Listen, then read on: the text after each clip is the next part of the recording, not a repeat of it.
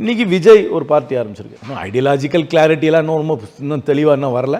சில பொசிஷன்ஸ் கொஞ்சம் கிளாரிஃபை பண்ண ஆரம்பிச்சிட்டாங்க. கிளியர்லி ஒரு ஒரு திராவிடியன் சாயலில் தான் அவங்களுடைய பாலிடிக்ஸ் இருக்குது. இதில் இந்த என்இபி அப்போஸ் பண்ணுறாங்க, அதே மாதிரி டீலிமிட்டேஷன் அப்போஸ் பண்ணுறாங்க. It's in line with all major political parties தான். இன்னும் ஒரு டிஃப்ரெண்ட் திங்கிங், ஒரு டிஃப்ரெண்ட் ஐடியாலஜியெல்லாம் ஒன்றும் கொண்டு வரல. ஆனால் தமிழ்நாட்டில் என்றைக்குமே டிஎம்கேயும் வேண்டாம், ஏடிஎம்கேயும் வேண்டாம், ஒரு ஃப்ரெஷ் ஃபேஸ் வரணுமேனு ஒரு ஏக்கம் தமிழ்நாட்டில் எப்பவுமே உண்டு.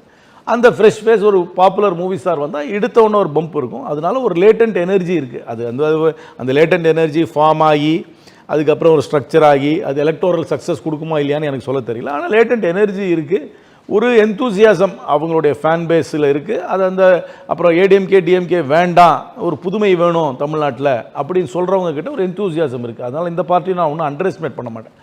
என்ன ஓட்டு வாங்க போகிறாங்க எலெக்ஷன்ன்றது டெஸ்ட் பண்ணி தான் பார்க்கணும். ஏன்னா சில சமயம் energy will not necessarily convert into oats if not have structure ஃபார்ம்லாம் எல்லாம் தெரியாது, சொல்ல தெரியாது எனக்கு.